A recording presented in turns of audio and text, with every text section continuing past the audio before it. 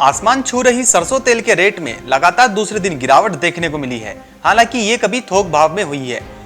दूसरे तेलों के साथ सरसों तेल की मिलावट पर रोक के बाद बाजार में अन्य खाद्य तेलों की मांग कमजोर पड़ने से विदेशों में सोयाबीन, डिगम और कच्चा पाम तेल की कीमतों में गिरावट का रुख रहा है।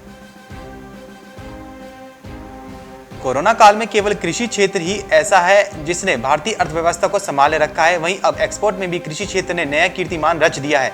खबरों के मुताबिक 2020-21 में भारत ने पिछले साल की तुलना में अधिक कृषि एवं संबद्ध उत्पादों का निर्यात किया है। पिछले 2 सालों से खरीफ की पीली सोना माने जाने वाली सोयाबीन फसल चौपट होती आ रही है। गत साल जो बीज लायक भी नहीं निकला था, कटाई के समय बारिश गिरने से सोयाबीन दागी हो गई थी। किसानी बीज 8,000 रुपए के ऊपर चल रहा है।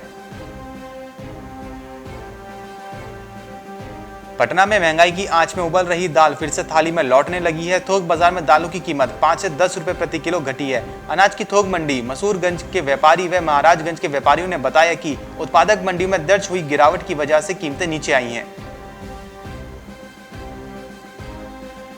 शाहजहांपुर सोयाबीन के दाम में लगातार रिकॉर्ड बना रहा है। हालत यह है कि आवक भले ही कमजोर हो, लेकिन दाम आसमान छूते ही नजर आ रहे हैं। शहर की कृषि उपज मंडी में इतिहास में वर्तमान में अधिकतम में जो दाम चल रहे हैं उतने इसके पहले कभी नहीं मिले।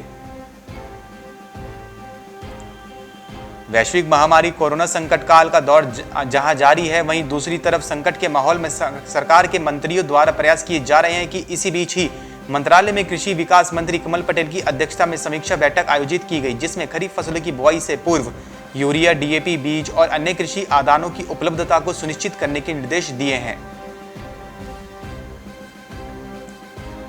दुनिया में हुई कीमतों की बढ़ोतरी की तुलना में भारत में कुछ ज्यादा ही खाने के तेल की कीमतें बढ़ी हैं। इसके पीछे कई कारण भी बताए जा रहे हैं। थोक व्यापारियों से बात करने पर पता चला कि जब भी किसी चीज की कीमतें बढ़ती हैं तब पैनिक बाइंग होती है।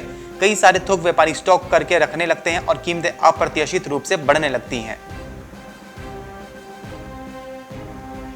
कोविड के बीच बाहरी राज्यों में हिमाचल प्रदेश के लहसुन की फिर से मांग बढ़ने लगी है। किसानों को भी इसके सही दाम मिलते हुए नजर आ रहे हैं। पहले लहसुन ग्रेड के हिसाब से 50 से 95 रुपए प्रति क्विंटल तक बिक रहा था। वहीं अब लहसुन के दाम 115 रुपए किलो तक पहुंच चुके हैं।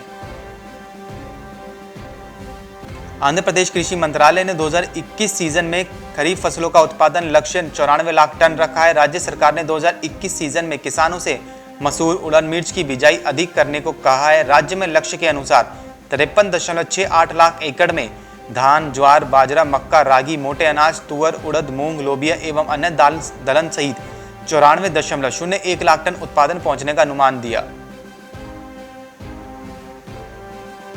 कोरोना काल में अप्रैल मई में बादाम की मांग में दुनिया भर में बढ़ी है। हालांकि भारत में कारोबार बंद रहा था। कारोबारियों के अनुसार प्रमुख उत्पादक केंद्र कैलिफोर्निया से विश्व स्तर पर पिछले साल मई की अपेक्षा इस साल मई में 42% बादाम का निर्यात ज्यादा हुआ है, जिससे कैलिफोर्निया में बादाम का स्टॉक अब काफी सिमट चुका है। वहां कीमतें अब बढ़ाकर बोले जाने लगी हैं।